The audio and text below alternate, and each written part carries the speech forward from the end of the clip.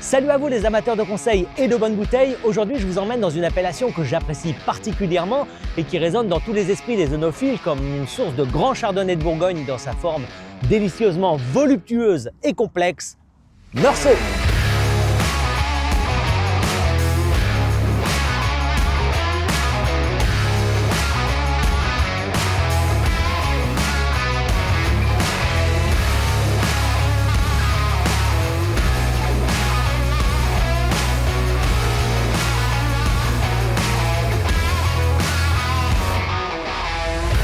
Et si les vins de Meursault prennent beaucoup de place en bouche, c'est une appellation qui prend également beaucoup de place sur la côte. Avec un vignoble de près de 450 hectares, c'est pratiquement 2 fois la taille de Puligny-Montrachet. La particularité de ce vignoble, c'est qu'il ne se segmente pas comme les autres communes au gré de combes, de cônes de déjection ou de simples érosions calcaires. C'est beaucoup plus compliqué que ça. Il faut ici d'abord parler du sous-sol du front de côte qui est très fragmenté dans sa topographie où l'on constate une dissociation d'empilements de bancs calcaires d'époques et de nature très différentes.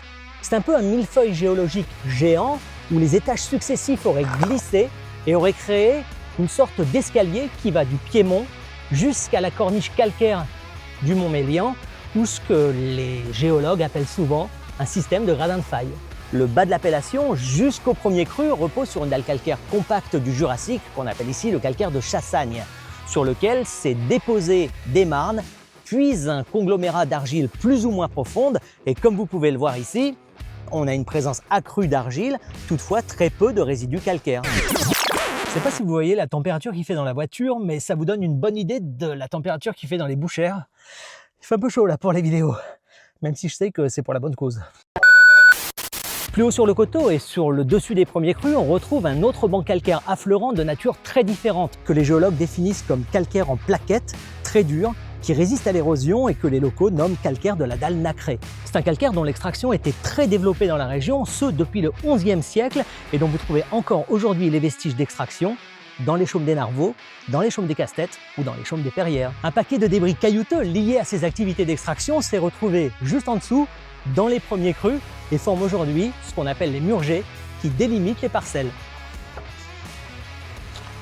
Plus haut, entre 300 et 350 mètres d'altitude, juste sous la corniche calcaire du Mont Mélian, on trouve un sous-sol beaucoup plus récent, représenté par un épais banc de marne, sur lequel les climats retrouvent un niveau d'appellation village. Sérieusement, j'en peux plus. Il fait trop chaud. Allez, on retrouve le confort de la clim et du bureau pour jeter un œil à la carte et identifier les 5 zones de production de la commune et leur style. Ça fait du bien. Alors, profitons des joies de la clim pour parler des climats. Alors d'abord, vous remarquerez que les habitations sont construites le long de la combe d'Ossé, là où coule aujourd'hui le petit ruisseau des Clous. Et c'est au nord de ce cône que nous trouverons la première zone dont nous allons parler. Cette partie septentrionale du village, qui prolonge le vignoble de Volnay, était autrefois sur sa partie basse très largement plantée en rouge à cause de ses sols bruns, argilo-calcaires profonds, du piémont jusqu'au Centenot. Les Malpoiriers et les Dressols ont par ailleurs toujours été des climats plébiscités pour leur pinot, et toute cette zone, incluant le Cromin, les Corbins, les Criots, etc., ne comportent que des climats d'appellation village. L'exception bien sûr étant le triangle des Centenots et le climat des Plures, souvent appelé par les locaux Pitures, où vous pouvez produire des Volnay Centenot premier cru en rouge ou des Meursault premier cru en blanc, à l'exception bien sûr des Centenots dessous où les blancs sont classés village. Vous trouverez aussi ici 2 mini-climats premier cru que sont les Cras, une excellente source de jolis pinots, par exemple celui de Vincent Latour, et les Caillerets posés plus haut sur des cailloutis calcaires. La deuxième zone que j'identifie par la nature froide de ces vins serait celle qui part des Méchavaux jusqu'au Petit Charron, des climats qui prennent de plein fouet les courants d'air frais venant de la combe d'Ossé. J'inclurai également dans cette catégorie froide l'ensemble des climats qui les surplombent et qui, de par leur altitude et des sols peu profonds, retranscrivent souvent une sensation froide, calcaire et saline. Basée sur la fin du banc de calcaire à plaquettes, soit sur des marnes ou soit sur des cailloutis calcaires, Luché, Vireuil, Tesson, Clous, le seul sur l'argile mais qui demeure frais, Castettes ou Tillet encore, entre tous, pour moi, dans cette catégorie d'appellation village à la froidure calcaire. Goûtez les Tillets ou les Vireuil de Jean-Marc Rouleau, et vous comprendrez ce que je veux dire. La troisième zone, est certainement la plus prisée, est la partie du coteau qui part du Clos de Mazeret vers le sud du village et vers Puligny-Montrachet. C'est là où vous trouverez les premiers crustards de l'appellation et la manifestation des 3 gradins de faille distinctes dont je parlais tout à l'heure. Le bas de cette zone, plutôt plat, où vous trouverez les pélans, les charmes de Soule, le limousin ou les pelles, est assis sur une profondeur d'argile assez conséquente, avec en sous-jacence le calcaire de Chassagne. Les vins possèdent ici un caractère plus ample ou plus sphérique. Un peu plus haut, entre 225 et 275 mètres d'altitude, c'est là où vous trouverez tous les premiers crus. Charmes, Perrières, Genebrières, Port-Ruzeau, Bouchères et Goutte d'Or. Également posée sur cette fameuse base de calcaire de Chassagne, la couche d'argile ici s'amincit au fur et à mesure que l'on monte sur le coteau et comporte de plus en plus de débris caillouteux. Parfaitement exposés au sud-est, ce sont des sols drainants, idéaux pour produire une viticulture et des vins de qualité exceptionnelle. Notez toutefois que la mention complémentaire dessus ou dessous vous indiquera la position de ce climat sur le coteau. Alors là, je voudrais vous inviter à constater la différence entre dessus, dessous, puisqu'on est exactement sur la route qui partage les Genebrières. Derrière moi, Genebrières dessus, avec une présence calcaire qui est de plus en plus importante au fur et à mesure qu'on monte la pente. Vous voyez un peu la taille des blocs qu'on a ici. Et de l'autre côté,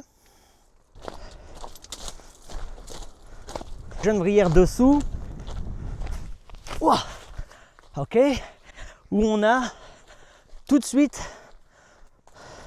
la vision d'une présence argileuse plus importante et des cailloutis calcaires beaucoup plus fins, beaucoup plus petits.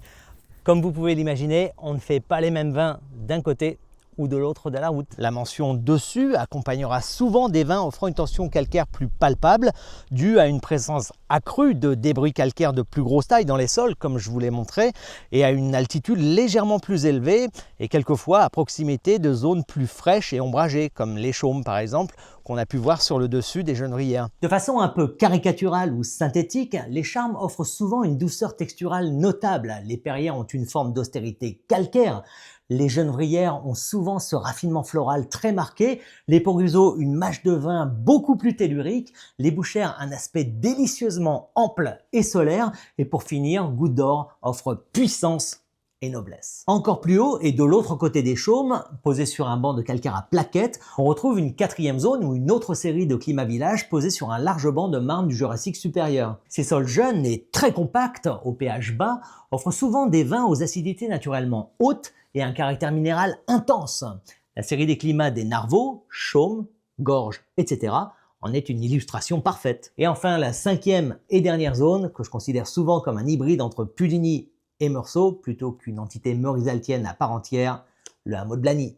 Un joli site d'altitude dans une cuvette, posée pour sa partie haute sur des marnes et sur de fines argiles à forte teneur en cailloutis pour le bas, entouré de bois et produisant à la fois des blancs tout en tension et des rouges croquants et dynamiques. La plus grande partie est classée en premier cru, Meursault-Blagny premier cru pour les blancs ou simplement Blagny premier cru pour les rouges, avec possible mention du climat